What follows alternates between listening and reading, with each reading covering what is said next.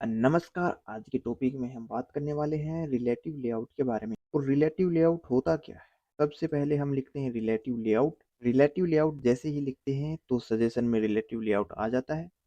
उसके बाद में हमें इसकी हाइट और विड्थ देनी होती है। मैच पेरेंट कर लेते हैं। विड्थ को क्या दिया हुआ है इसमें? मैच पेरेंट दिया हुआ है, तो मैच पेरेंट यहाँ पे ठीक रहेगा। मैच पेरेंट यहाँ हो गया और मैच पेरेंट यहाँ हो गया। उसके बाद में इसकी एक आईडी ले लेते हैं। आईडी का नाम रख देते हैं relative relative layout. Relative layout. और इसको यहाँ से ऐसे बंद कर देते हैं। तो सबसे पहले हम इसको समझने के लिए एक टेक्स्ट व्यू लेते हैं। तो टेक्स्ट व्यू लेते हैं तो क्या कैसे लेते हैं? TEXT टेक्स्ट व्यू सजेशन में आ गया। ठीक है।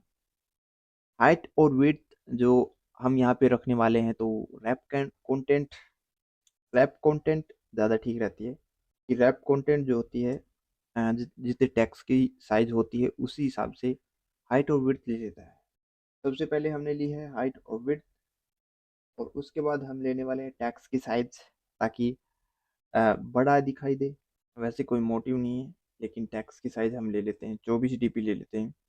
एंड 24 DP यहाँ पे टेक्स्ट की साइज ले ली। थोड़ा सा एरर आता है तो SP ले लेते हैं। तो यहाँ पे टेक्स्ट की साइज हमारी हो गई 24 SP। और कुछ टैक्स ले लेते हैं हम। टैक्स क्या ले? कुछ भी टैक्स ले लेते हैं। जैसे हमने ले लिया कि टेक्स्ट, TEXT, फेस्ट टेक्स्ट। उसके बाद में हमारी हो जाएगी आईडी। आईडी में हम क्या लें? आईडी में हम यहाँ पे लेने वाले हैं @ID। और आईडी क्या लें? आईडी हम टेक्स्ट व्यू ले लेते हैं। Text view. ठीक है। जैसा काम कर रहे हैं वैसे ही यहाँ पे आईडी ले लेते हैं। और उसके बाद में इसको बंद कर देते हैं। तो यहाँ पे एक टैक्स आ गया है। और जैसे जूम करते हैं तो ये दिखाई दे जाएगा कि एक यहाँ पे फेस्ट टैक्स नाम से आ गया है। देखो, और जूम कर दिया तो यहाँ पे आ गया। तो सबसे पहले समझते हैं इसके बारे में क्या होता है। रिलेटिव लेआउट एक ऐसा लेआउट होता है जिसमें आप अपने व्यूज, जैसे व्यू मान लो, जैसे बटन हो गया हमारा, टेक्स्ट व्यू हो गया, या कुछ भी व्यू हम ले सकते हैं। वो एक दूसरे के ऊपर रिलेशन में पोजीशन रहते हैं। रिलेशन में कहे तो यानी हम उसको ऊपर भी कर सकते हैं, राइट कर सकते हैं, लेफ्ट कर सकते हैं, नीचे कर सकते हैं, जो चाहो आप कर सकते हो। जैसे जैसे एग्जांपल के लिए मैंने जैसे यहाँ पे टेक्स्ट व्यू लिया है। और उसके बाद में मैं यहाँ पे बटन लेने वाला हूँ। एक सिंपल सा बटन लेने वाला हूँ। टेक्स्ट व्यू के अंदर हम कुछ भी नहीं रखेंगे, तो इसको यहाँ ही इसको बंद कर देते हैं।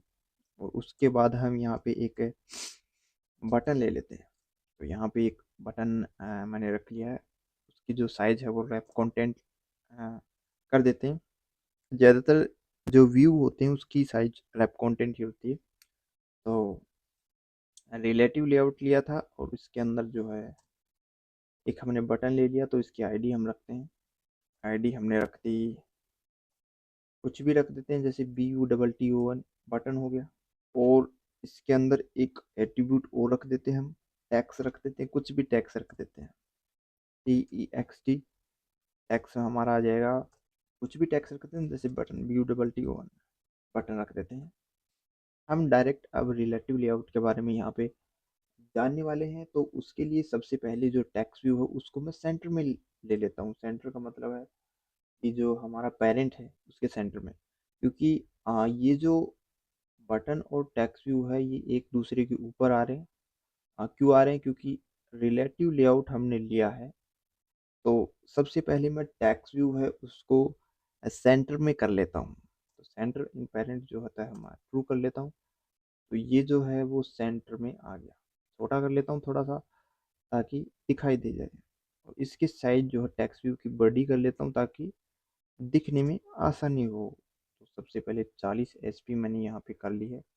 साइज काफ़ी बड़ी हो गई है और देखने में बहुत बढ़िया लग रही है। तो मैंने जो टेक्स्ट व्यू है उसको सेंटर में कर लिया है। अब कहने की बात ये है कि रिलेटिव लेआउट के अंदर हम जो है एक व्यू के ऊपर दूसरा व्यू रख सकते हैं, साइड में रख सकते हैं, और लेफ्ट में, राइट में, उसके नीचे भी रख सकते हैं। तो वो कैसे हम रख सकते हैं? तो उसके लिए सबसे पहले हम बटन जो लिया गया है उसके उसकी प्रॉपर्टी यहाँ पे यूज करने वाले हैं। तो सबसे पहले बिलो करने वाले हैं, बिलो। तो बिलो किसके नीचे हम इसको बटन को रखने वाले हैं, तो उसकी यहाँ पे आईडी लगेगी। किसकी आईडी लगेगी? जिसके नीचे हम रखने वाले हैं। तो यहाँ पे टैक्स व्यू के नीचे हम इसको बटन को रखने वाले हैं, तो टैक्स व्यू की आईडी लगेगी। आईडी का नाम है टैक्स व्यू।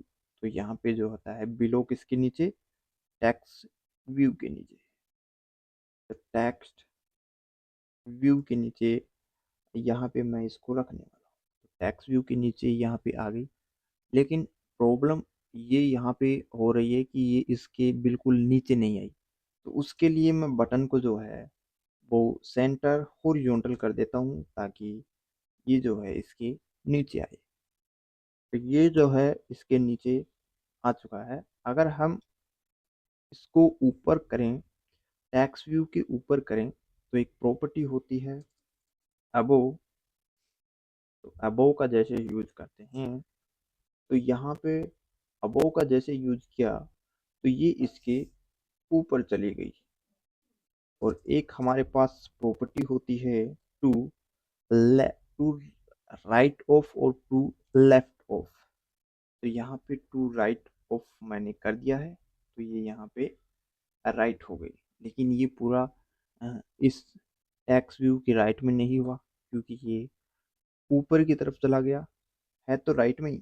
लेकिन इसको हम जो है सेंटर हॉरिजॉन्टल नहीं करेंगे, सेंटर वर्टिकल हम यहाँ पे इसको करने वाले हैं। तो सेंटर वर्टिकल ट्रू जैसे ही हम रखेंगे तो ये इसके राइट में आ गया। तो इसके लेफ्ट में अगर हम करें तो टू लेफ्ट, अगर हम इसको करें तो टू लेफ्ट यहाँ पे हो जाएगा। तो इसके लेफ्ट में आ गया। तो यही यहाँ पे समझने वाली बात है कि रिलेटिव लेआउट जो हमारा होता है वो रिलेशन बना के चलता है कि हम एक व्यू के ऊपर या नीचे या उसके साइड में दाएं बाएं कहीं भी हम दूसरे व्यू को यहाँ पे रख सकते हैं।